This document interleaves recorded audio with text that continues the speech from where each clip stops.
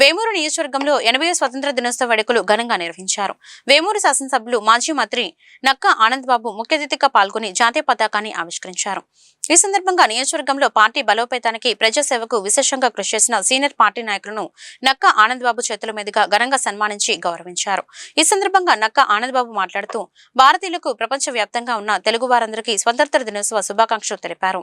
జాతీయ జెండా మన స్వాతంత్రానికి ప్రతీక మాత్రమే కాకుండా మన ఆత్మగౌరవానికి ప్రతిబింబం, ఐక్యతకు చిహ్నం, భవిష్యత్తుకు మార్గదర్శకమని అన్నారు. మనగలుగుతుంది భారతదేశం అంటే దానికి మన రాజ్యాంగం యొక్క గొప్పతనం అని చెప్పి ఈ సందర్భంగా మీకు తెలియజేస్తూ, అటువంటి రాజ్యాంగాన్ని అందించినటువంటి రాజ్యాంగ నిర్మాతని, స్వాతంత్రాన్ని మనకు అందించడానికి త్యాగాలు చేసి అసూలు బాసినటువంటి మరి పెద్దలు అమరవీరులందరూ కూడా హృదయపూర్వక నివాళులు అర్పిస్తూ ఈ స్వాతంత్ర దినోత్సవ సందర్భంగా రాబోయే రోజుల్లో ఎప్పుడు ఈ రోజు ఆలోచన కాదు, విజనరీ ముఖ్యమంత్రి చంద్రబాబు నాయుడు గారు ఈ రాష్ట్రంలో ఇవాళ పరిపాలన 80వ స్వాతంత్ర దినం మనం జరుపుకుంటా ఉన్నాం.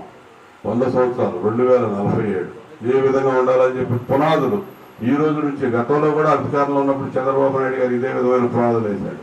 2020 అంటే నవ్వారు. ఆయన 1995లో అధికారంలో ముఖ్యమంత్రిగా వచ్చి 2020 10 సంవత్సరాల తర్వాత ఆంధ్రప్రదేశ్ రాష్ట్రం ఎలా ఉండాలని ఒక విజన్తో ముందుకు పోతుంటే 2020 అంటాడేంది, 25 ఏళ్ల సంగతి ఇప్పుడు ఎందుకు ఎన్నుకున్నారు. కానీ ఆయన ఏదైతే తలంచాడో, ఏదైతే పునాదులు నిర్మాణం చేశాడో అంతకంటే మించి అభివృద్ధి సాధించాం 2020 వచ్చేసరికి. ఈరోజు 2026లో 2047 అంటే కొంతమంది నవ్వే వ్యక్తులు ఉన్నారు.